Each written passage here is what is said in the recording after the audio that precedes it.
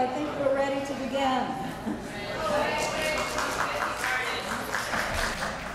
Well, my name is Kathleen Marden, and it's such a pleasure to be with you today.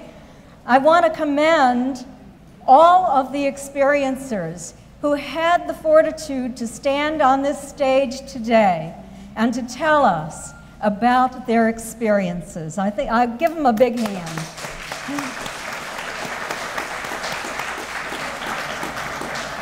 There are so many who can't come forward for various reasons, but mostly because they can't risk their reputations. Let me give you a hypothetical example. What do you think would happen if I stood before you today and stated that I am an abduction experiencer? I'll tell you what would happen. The same thing that happened to my Aunt Betty Hill. The sharks would have a feeding frenzy. They'd be spitting out my bones 20 years from today. All of the important work that I do as an advocate for abduction experiencers and as an abduction researcher would be put on hold because I would be defending my reputation. And that's something that so many people experience. They speak to me privately, in confidence. Sometimes I talk about their stories, but I will never reveal their identities. And in today's lecture, I am going to tell their stories. I'm going to be quoting what they have told me.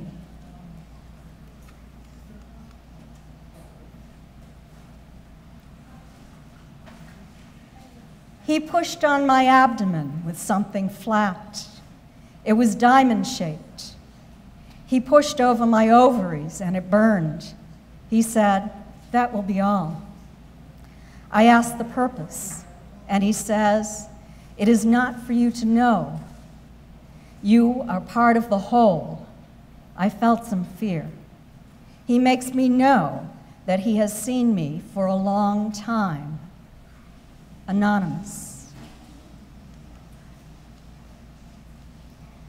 NASA estimates that there are 50 billion plus planets in our Milky Way galaxy. 500 million plus are in the Goldilocks zone, we estimate. The Kepler telescope has just discovered Kepler b. It's the first planet in the habitable zone in of a sun-like star, very much like Earth. It's 2.5 times Earth's size, but it's 600 light years away. I wish that they would point Kepler toward Zeta Reticuli. It's only 39.4 light years away, which is a long distance. But I think that perhaps the reason they haven't done that is because SETI, the organization that Stanton Friedman calls Silly Effort to Investigate, pointed their radio telescope towards Zeta Reticuli for a short period of time, a few days.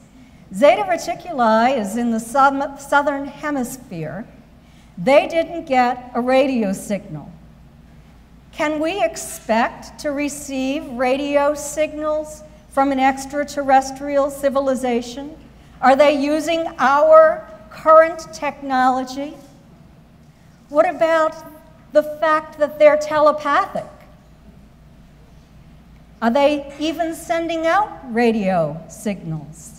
What if they dwell under their planet's surface?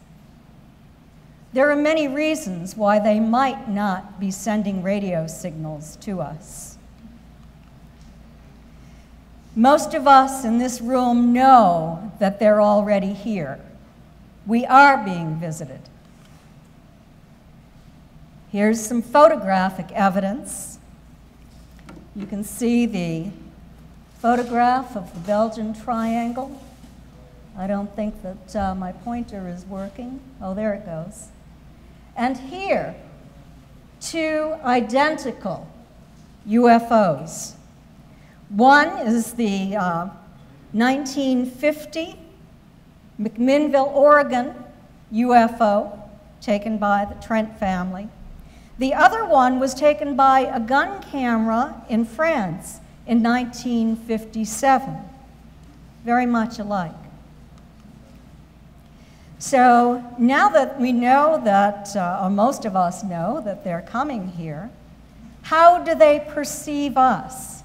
Perhaps they treat us in a way that we treat each other. Perhaps they study our behavior and treat us accordingly. They might have looked at our technological developments. That could be what they started to do in 1947 or even earlier. And they can see many contradictions. In the picture on the left, you see the Viking rocket, developed in 1949 for our warlike purposes. We developed it to kill other humans. And then on the right, we see the Apollo 15 launch to the moon for an entirely different purpose. That was developed in launched in 71, January of 1971. They might ask, are Earthlings hostile toward them? We know about the shoot them down orders from the 50s, and you can see the F-16 fighter jets, the F-15, 16, 14 fighter jets, and 18. We have shot at them. They tell me that they are concerned about our military's hostility. If they were shot down, I would simply have vanished from the face of the earth. No one would have found me. Anonymous, an abduction experiencer whose craft was shot at while she was aboard. We are a civilization of many contradictions. On the left, finality, an atomic explosion. On the right, eternal hope. They say that we are a very difficult race to deal with. We are like emotional shapeshifters. Anonymous. There's much ambiguity in our behavior, from Holocaust victims on the left to multicultural showing of affection on the right.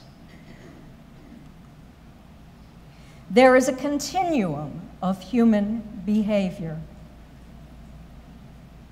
On the left, corpses, people who have starved to death in war or been killed in war.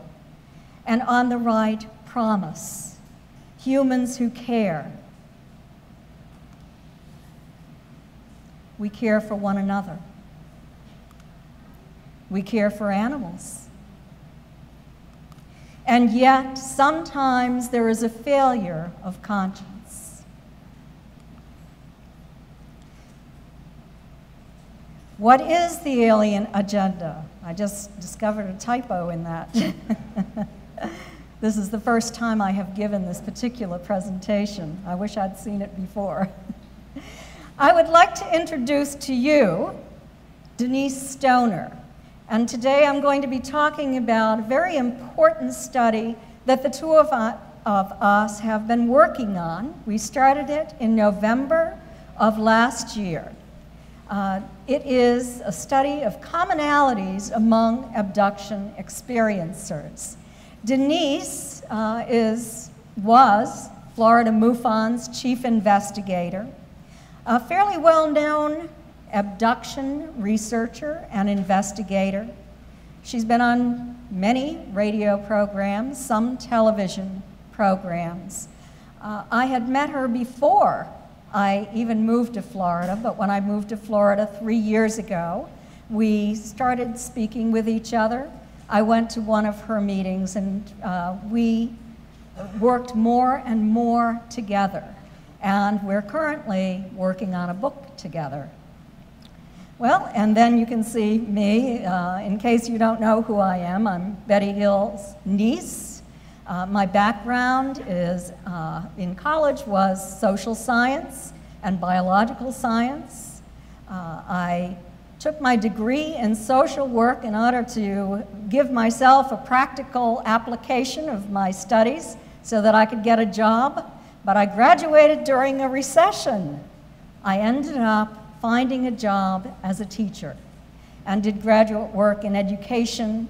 I worked as a teacher and also as an education services coordinator for many years before I decided that I wanted to research and investigate my aunt and uncle's UFO abduction that had such a huge impact on my life. I spent the next 15 years working on that, and my book, Captured: The Betty and Barney Hill UFO Experience, is here with me today at my vendor table. It was a labor of love. Stanton Friedman wrote 2 chapters in the book and vetted my work.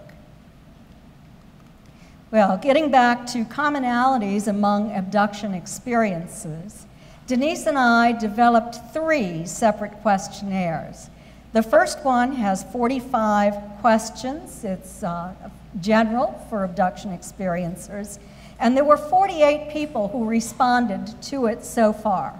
I do have some more questionnaires on my table. If you are an abduction experiencer and would like to fill it out, I would really love to get 50 that I can use. I've received 53 in all, but I couldn't use 5 of them because they weren't complete. The second one was the abduction experiencer ET technology questionnaire. It was more open-ended questions for people who remembered being aboard the craft in detail. There were 16 questions, and so far I have 21 respondents. I'd like to have about 30 more. And then we have the commonalities among non-abductees questionnaire.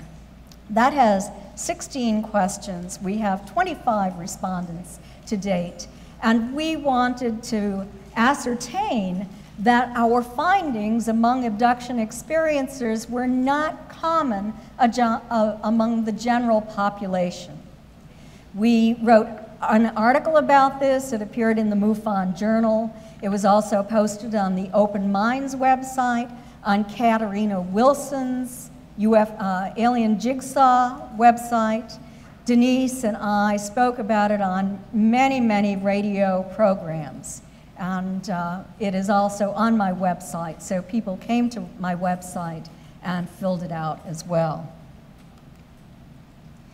We asked questions on the first questionnaire about demographics, abduction memories, psychic phenomena experiencers, and physiological responses. We received some very interesting results. We had 17 males and 31 females who responded. 47% were in the 50 to 60-year-old age group, whereas only 21% of the non-abduction experiencers were in the same age group. So that told me that maybe something is going on here. I cannot draw a definite correlation, but perhaps more people in that age range had been abducted. 43% reside in the eastern United States. 48% said that they were taken more than 10 times. 79% said that they were not alone when they were taken. 62% of the secondary witnesses recalled the experience as well. So often we hear on television shows particularly that people are sleeping when they're abducted. They might be on some abduction experiences, but a great majority have conscious recall of being abducted. 89% of the experiencers had conscious recall of at least part of the experience. That is significant. 89%. So what did they remember? 66% had conscious recall of observing a craft at less than 1,000 feet away from them. Another significant figure. 59% had conscious recall of observing non-human entities immediately before they were taken from outside their home. Not from their bedrooms, but from outside their home. We asked what age they were when they were first taken. 33% believed that it occurred for the first time when they were less than 5 years old. 5 to 10, 22%. 11 to 15, 9%. 16 to 20, 4%. 21 to 30, 7%. 31 to 40, 9%. And 19% were not sure. Virtually no one said they were taken for the first time when they were over the age of 40. We asked how many times they've been taken. Only once, less than 1%. 2 to 5 times, 17%. 6 to 10 times, less than 1%. More than 10 times, 49%. Not sure, 32%. We asked what were the most common ET types that they observed. Well, we see the little gray over here, the one who's about 4.5 feet tall, 4 feet tall. Some say even shorter than that. Then we see the taller gray, who's about 4.5 to 5.5 feet tall. We see the little hybrid. We see the praying mantis type and the reptilian type. Those were the most common types.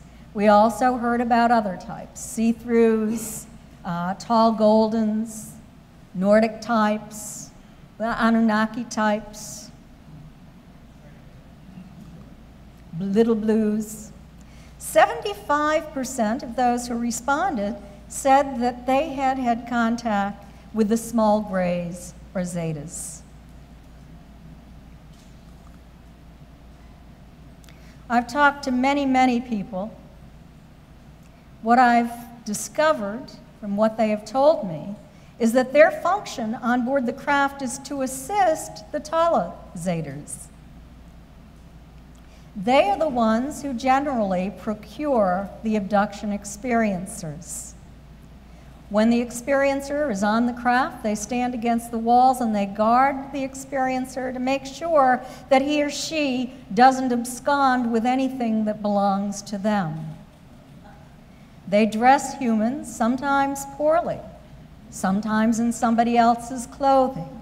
Sometimes their clothing is put on backwards. Sometimes they're returned to bed upside down with their feet on the pillow and their head down at the foot of their bed tightly tucked in. They seem to be less intelligent than the taller zetas, and they usually, I am told, don't express emotions, but a couple of men have told me that they decided that they could get in a good kick, and they lifted their leg up and they kicked these little guys and they fell back against the wall and looked rather surprised. Then there are the taller grays of Zetas. 82% have said that they believe they had contact with this type. They seem to be the personal escorts and the examiners. People who have an experience tend to see the same one throughout their lifetime. That person stands by their head and comforts them, communicates with them telepathically during their examination. That person might show them images aboard the craft, either on screens or holographic images. They tend to be the educators and scientists. They're sometimes empathetic. They seem intelligent. They are sentient beings or mostly biological. They are the communicators. 54% said that they have observed the praying mantis type. And what you see on the right is a sketch done for me by an abduction experiencer during hypnosis. The one on the left, the one on the right is an artist rendition. Stephen Smith is the artist, and this is what he painted based upon the sketch on the left. What is their function on board the craft? They seem to be empathetic, highly telepathic, highly intelligent. They're the doctors, the teachers, and the tour guides. And then there are the reptilians. Only 46% say that they've had contact with the reptilians. And I want to say that several of the experiencers who responded said that they have had contact with multiple groups. Some say that they're very kind, that they have a very good relationship with them. Others say they're very mean. I've always thought of them as the bad boys in the neighborhood.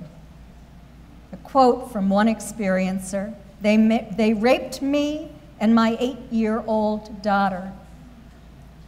A quote from another experiencer, it was the best sex I've ever had in my life. They might cause the abduction experiencer to believe that they are having sexual relations with a very handsome human man, and then the layer drops away and they see the reptilian in front of them. What is a typical contact? Well, in the first abduction experience, many people have told me they were in an external environment. They might have been hunting, they might have been fishing or camping, or driving down the highway. They had a close encounter with a UFO and experienced missing time. In the first experience, they might have been actually walked to the craft and taken aboard the craft. And many of the early abduction experiences who were taken from their homes later on were taken out the door and walked to the craft. It was only later that they were taken through walls, through windows, and floated aboard the craft. In subsequent abductions, they were taken from their bedrooms. And they might be awake, they might have woken up, they might have a bed partner who also observed the beings in the room. They might have attempted to escape, but they weren't able to. Paralysis would sweep through their body, and boom, suddenly they were up and moving very rapidly through a window or wall. How could that occur? How is that possible? I've been speaking to an astrophysicist about this, and he informed me that we are in the very early stages of actually doing this. It has been done in a laboratory, not with humans, not with animals, but with very tiny particles. What you have to do is we know that everything vibrates at a certain frequency. Now let us say that the ET's body vibrates at a certain frequency. If it can cause the solid structure to vibrate at the same frequency as its body, it can pass through that solid structure. And if it can vibrate the human body at that very same frequency, then matter can pass through matter. So it is theoretically possible. We asked, what sensations did you experience during your transport to the craft? Most people said tingling, vibration, paralysis, abject terror, lightness, and then rapid movement. 86% said that they were transported through a solid object, such as a wall, window, or roof. 68% noticed a shift in their emotions from fear to calmness and familiarity once they were aboard the craft. They found themselves generally in a rounded or curved hallway. It might have been dark. And then they were taken into a room, which might have been either dimly lit or brightly lit. It could be either. Some woke up on the table. 90% stated that the ETs communicated with them telepathically, and 29% heard sounds such as clicking, mumming, or human voices in late-stage hybrids that they encountered on the craft. They underwent medical procedures aboard the craft. We asked about their physiological responses.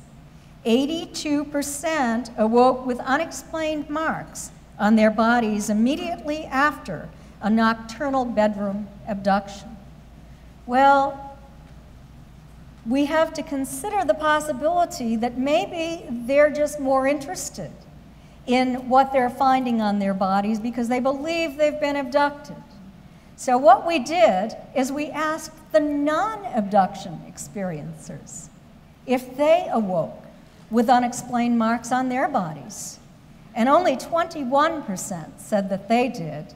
And I have to tell you that about 5 of those had experiences, had responses that were identical to the abduction experiencers' responses. And so I'm wondering if they might actually fit in the other category, but aren't aware of it. There might be bruises, scratches, triangular burn marks on the neck or upper back or elsewhere, maybe even on the hand. Many people have had that. Patterned puncture wounds, scoop marks. 52% said that they had nosebleeds immediately after an abduction. 26% suffered burns, hair loss, conjunctivitis during or immediately after an abduction experience. 0% of those who denied having an abduction experience said that that had occurred to them. Physiological responses. 44% said that they suffered from migraine headaches. Less than 1% of the non-abduction experiencers suffer from migraines. 74% said that they now have difficulty falling asleep and staying asleep. 50% said that they are more sensitive to light than they were prior to their first abduction experience. Many report implants. You can see what might be an implant right here. This was removed from the hand of an abduction experiencer that I've been working with. Tissue samples are taken. We see scoop marks. They're like punch biopsies. We see triangular wounds and patterned marks. What is interesting to me is that only 3 men, so I can't say this is a pattern, but it's significant to me that even 3 men have told me that after an abduction experience, they discovered that they had a puncture wound over their thymus gland. Some speculated that perhaps tissue had been extracted. Another speculated that perhaps they had a massive injection into the thymus. What does the thymus do? Well, it's in the upper chest, right in this area. It's a specialized organ of the immune system. It transforms white blood cells into T cells and transports them to the lymph glands. And it fights infections and disease. They also do mind scans. Here's another quote. He put his eyes close to mine, and I felt intense love coming from him. I have never experienced such a powerful feeling directed at me before. He told me that I am part of them, that I am family. I have no reason to be fearful or to distrust them. They mean no harm. Anonymous. Another. There have been a few times where I felt a short period of pleasure. This is a feeling that comes from them. They want me to feel this way for their own benefit. 2 different perspectives on similar experiences. They communicate to me that I'm performing an important function for them. It is helping them to understand more about us, and they need to take my genetic material. They do not intend to harm me. Anonymous. Many, many abduction experiencers recall the needle in the navel, just like my Aunt Betty experienced back in 1961. A long needle, perhaps a laparoscopic device, is inserted through the navel to remove ova. We know that today. We didn't know that in 1961. We weren't even using it clinically in 1961, nor were we using amniocentesis then. It hadn't been developed. This is the navel of an abduction experiencer that I work with. She woke up with a bleeding navel immediately after an experience, photographed it, and sent it to me. She also found these very long marks. I hope that you can see them. They're clear on the tape, but I can't. Can you see them? You can. Okay. They looked like 3 long finger marks. They were on her calves when she woke up. There's the other one. You can see that a little better. I don't know if they're finger marks or if they're some kind of device. But I'm working with another abduction experiencer in another part of the country, and she woke up with the same kind of marks on her calves. Another one woke up with those marks on her upper arms. Here's a quote. I awoke with burning, weeping genitalia. I attempted to sit at the breakfast table, but my sacroiliac was injured. I had a haunting memory of waking up during the night on an operating table surrounded by grotesque-looking beings. My mother was standing in the doorway. I was only 13. Anonymous. Many experiencers find fluorescence on their skin. It fluoresces under a black light. Oftentimes it's patterned. One experiencer recently told me that she awoke with this after an experience. There were 2 rectangles and 1 triangle with curved sides. A tissue sample was taken. It penetrated 6 dermal layers.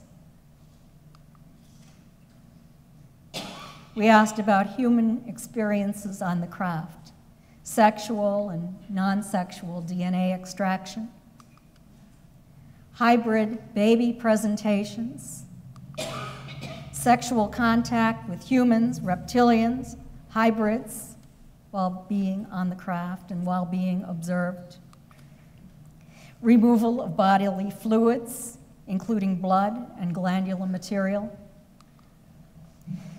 immersion in a viscous fluid that they could breathe.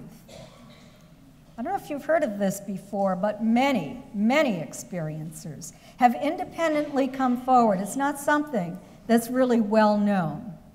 They find themselves on a craft, and either they wake up in this cube-shaped tank in this viscous fluid, or they are forced into it. And they initially, if they're forced in, believe that they're going to drown. And when they finally have to take a breath, they discover that they can breathe it. I've done a lot of speculating about what this could be all about. Is it medicinal? Is it nutritional? Is it to protect them for deep space travel?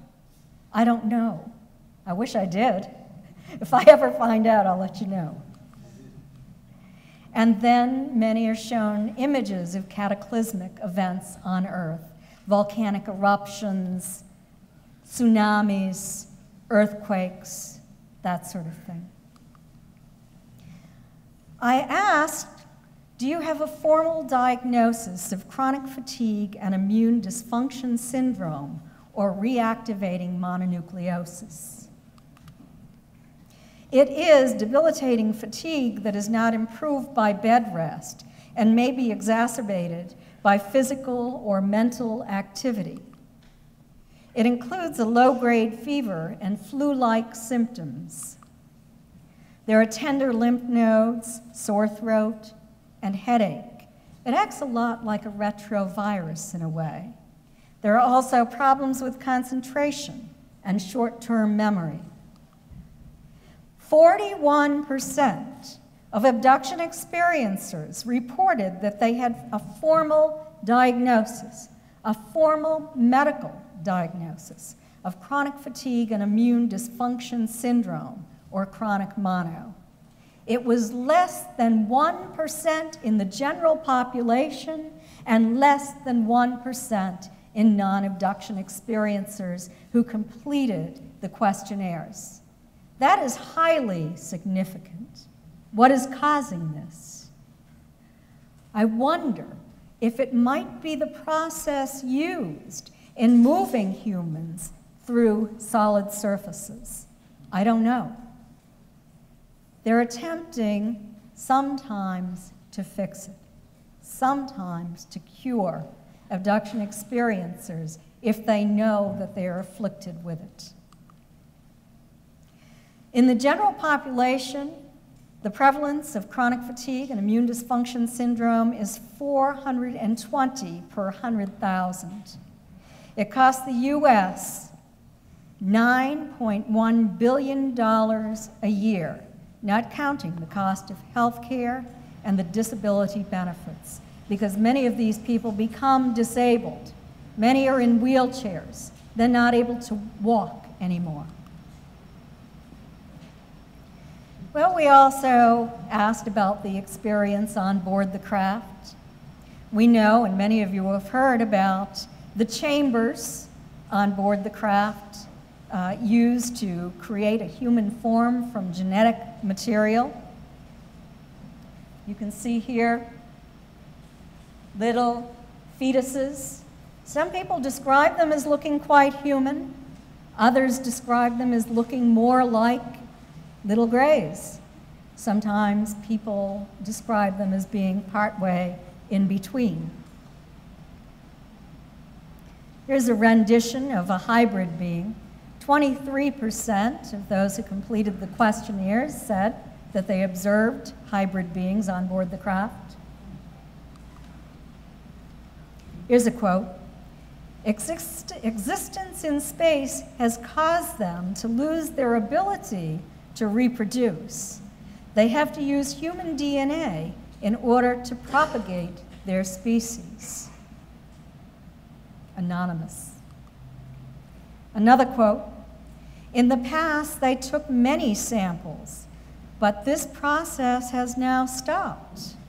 It was based around a reintegration of certain DNA nucleotides so that some ETs could experience different ranges of emotions, ones that their race no longer understood. What better way to understand a race than to become like them? Anonymous. Another person's opinion. Some of the experiencers who filled out the ET technology questionnaire stated that they had been given a tour of the craft. And what you see here is the interior room on the craft. It is described as almost like a lotus flower. It opens and it closes, and in the inside of that is an intelligent kind of being, in a sense, that seems to be controlling the craft. They're saying it's from biological material. She says these are close up encasing the craft's center. Those are the lotus flowers on each side. This was the entrance to the core that she went into. And you can see here is the craft, and over beside that, you see what she described as the craft sort of opening up, almost like an hourglass in a way. Here's another quote. The Mother and Scout ships were both mechanical and biological. The physicality of the equipment was there, but you also had to use your mental abilities to move things. Anonymous. The craft is operated mainly biologically. Its interior section is alive. It can think. The craft seems to have its own intelligence. It can sense its surroundings. Anonymous. Biological material is used deep within the energy system of the craft. Anonymous. These are all experiencers, different experiencers, describing what they have observed and the knowledge they have been given. These crafts are living entities, much like bacteria.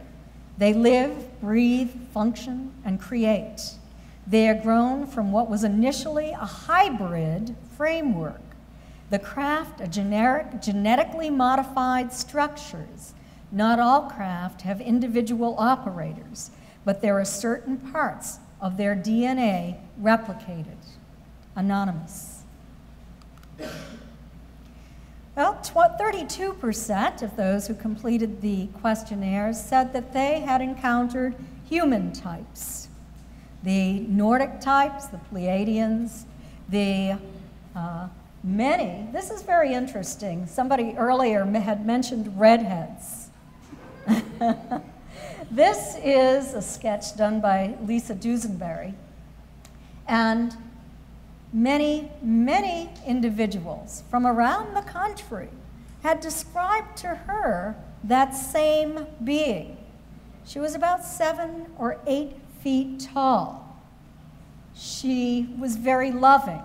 They called her Mother. Independent, this hadn't been publicized, yet all of these individuals described the same person.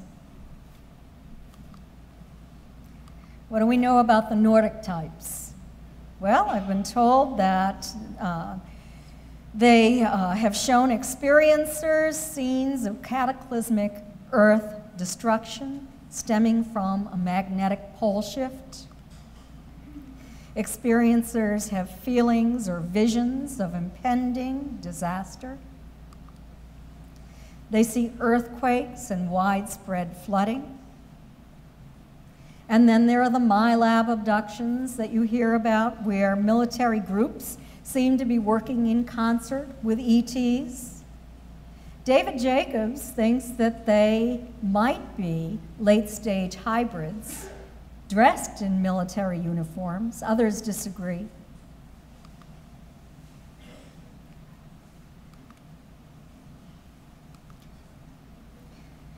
We asked, have you witnessed paranormal activity in your home?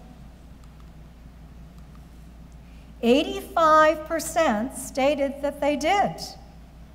42% of the non-abduction experiences also said that they did. But I think that that result is skewed. I don't think it's 42% of the general population. I think that at the radio programs that we advertised this on and spoke about it on were paranormal radio programs. So many people who had paranormal experiences were interested and completed the non-abduction experiences questionnaire. Many stated that they saw light orbs. Well, I have to tell you that I am a natural skeptic. When there were reports of light orbs in my childhood home, when I was away at college, I thought, my family is losing their mind.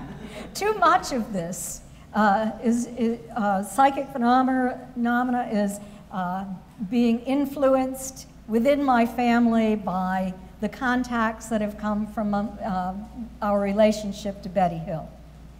Well, very interesting. I disbelieved it for years and years. But then I was at my mother's home, and I had my children with me. My 5-year-old son was sleeping in the bedroom next door, and I was awoken in the middle of the night by him gleefully romping around the room. I got out of bed and I opened his door, and there I saw him batting one of these light orbs. I said to him, I picked him up first. I rushed to my room with him, not thinking that they could pass through walls. And I said to him, what was that? And he said, oh, that's the guy who comes and plays with me during the night. There are doors opening and closing in people's homes. Things flying through the air, poltergeist-type activity. 43% said that it happened after their first abduction experience. 26% said that it's happened all of their lives. 89% said that they received telepathic messages that were related to their abduction experience, whereas it was 33% for the general population who completed the abduction or the non-abductees questionnaire. 47% said that they had at least temporarily received a gift of healing after an abduction experience. Now, some have also, they have either received a gift of healing others, or they themselves have been healed. 84% developed new psychic abilities. Many reported that things were missing from their homes. They were in a conspicuous location. Suddenly they're missing. The family hunts for them, and then they appear again in a different conspicuous location. These are my Aunt Betty Hill's earrings, the earrings that she was wearing on the night of her abduction experience in 1961. She didn't realize they were missing, but she and my uncle had left the house for the day. They had actually driven up to the White Mountains to try to jog their memory. They remembered seeing a fiery orb. They remembered encountering a roadblock. They knew they had 2 hours missing time. They had had this close encounter. My uncle had observed non-humans on board that craft. They wanted to see if they could remember the rest. Well, they returned home that day. Their doors were locked, yet their dining room table had a pile of leaves on it. Perplexed, my uncle walked over to the pile of leaves. He lifted them up to throw them into the trash, and there were my aunt's earrings, the ones that she was wearing on the night of her encounter. 66% said that they experienced malfunctions in electrical equipment, such as lights blowing out or blinking out when they walked or drove under them, digital watches malfunctioning, computers going haywire following an abduction experience, electrical appliances blowing out, and not just one, not just by coincidence, one after another. You might turn on the light switch, the light blows out. You might then walk by your kitchen counter where your son's little computerized game is playing. It's never done this before, but it automatically turns on and starts playing. You start using your electrical appliances, poof, they all burn out. You use your computer, it goes haywire. You go to the grocery store, the scanner doesn't work. It's a series of events that occur. Some quotes from experiencers. I think the ETs are definitely the children of the Creator, and I strongly think, as I've said, that they are friendly, but given the turbulence of humanity, are understandably cautious. That is a quote from Hunter Gray. He's changed his name. He was John Salter. He's a retired full professor at the University of North Dakota and an abduction experiencer. He went public with his experiences. His son was with him when they were taken. He is a recipient of the Martin Luther King Award for his work. He ended up being hounded so badly that he retired early from the university, even though he was one of their most popular professors. Another quote, "If our ET visitors had wanted to harm us, they could have done so long ago." Anonymous. "They are not the kind of people you want to associate with. Their ambitions and methods are demeaning and sometimes cruel." Anonymous. "Before we allow ourselves to believe in the benevolence of the alien interpretation, we should ask, do enlightened beings need to use the cover of night to perform good deeds? Do they need to paralyze us and render us helpless to resist? Do angels need to steal our fetuses? Do they need to manipulate our children's genitals and probe our rectums? Are fear, pain, and deception consistent with high spiritual motives?" That was a quote from Dr. Carla Turner, psychotherapist who is now deceased, who worked with abduction experiencers and was herself an abduction experiencer. Another quote, "Humans have a capacity to allow their filtering systems to present images in a distorted fashion. Their fears determine what they see in every situation." Anonymous. A quote from me, "Perhaps our past experiencers have left an emotional imprint upon each of us that determines our individual perception of our extraterrestrial visitors. It is our emotional history that determines our perception of them." Another quote, "Not all non-human entities have proven to be friendly, as is the same on Earth with our own species. So, why don't they make overt contact? These are some possible reasons that I have thought of. It's speculation on my part. But maybe they consider us too inferior a species for overt contact. Perhaps they're just here to study this primitive civilization. Perhaps they're harvesting our resources and don't want to be held accountable for their behavior toward us.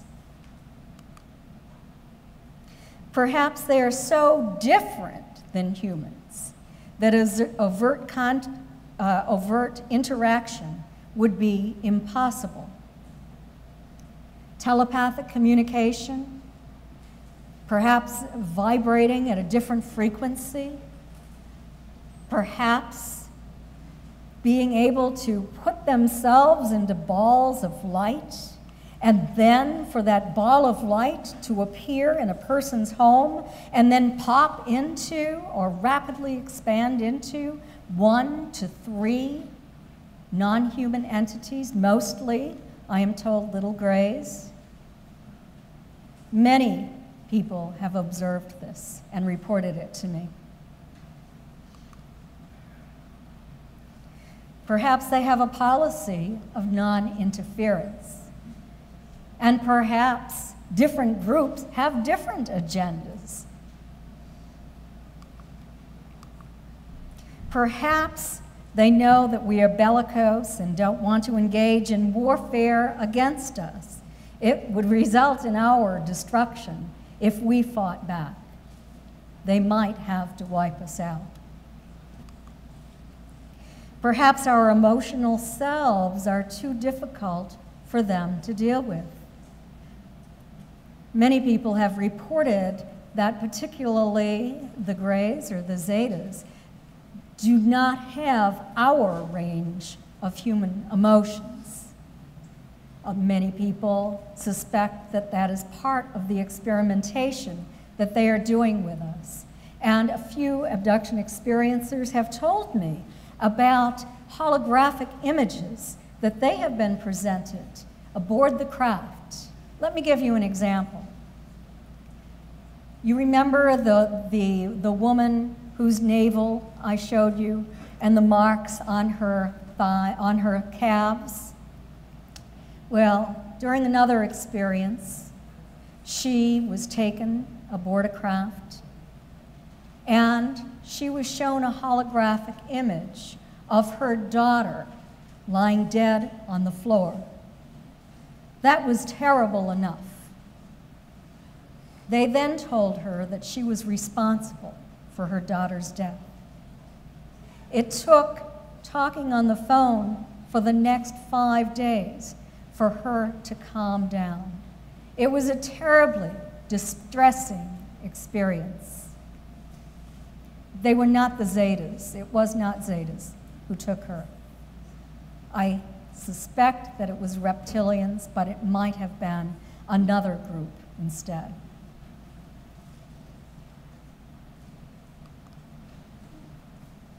Perhaps they're lying in wait for the time when they will take over our planet. Certainly hope that isn't the case. And perhaps they're already here living in genetically modified human forms.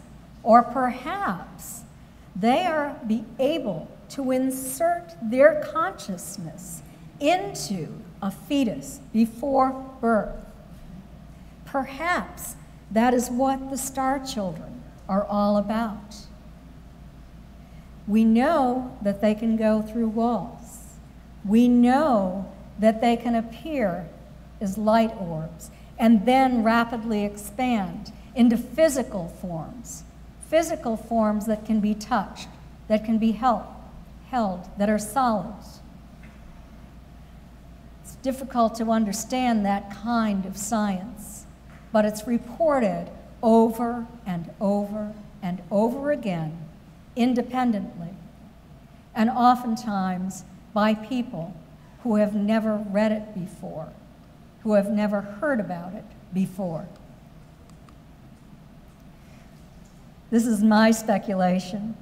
Perhaps the Earth is a giant classroom. Perhaps students and professors and scientists from another star system are coming here to perform experiments over and over again across generations. And thank you. We've come to the end. I want to thank you for listening, and these are the books. The first one is Captured. I told you a little bit about that at the beginning of my lecture. I wrote most of that book. Stanton Friedman vetted my work and wrote 2 chapters. I owe him a debt of gratitude for that. The second is actually a DVD, 132 minutes of the hypnosis tapes that my aunt and uncle had with Dr. Benjamin Simon. I narrate this. There are many it's a DVD, many family photos and artistic renditions. Third one, Science Was Wrong. Startling truths about cures, theories, and inventions they declared impossible. Some very powerful, prominent scientists over the past 150 years or so have made declarations of impossibility about many different discoveries. And often there were social consequences because they were wrong. There are 3 chapters in the book having to do with the frontiers of science. One is on academic studies on telepathy, one is on UFOs, and one is on alien abduction. Then UFOs and Aliens is an anthology with 13 different authors. I have 1 chapter in that book. So I want to thank you again for coming today.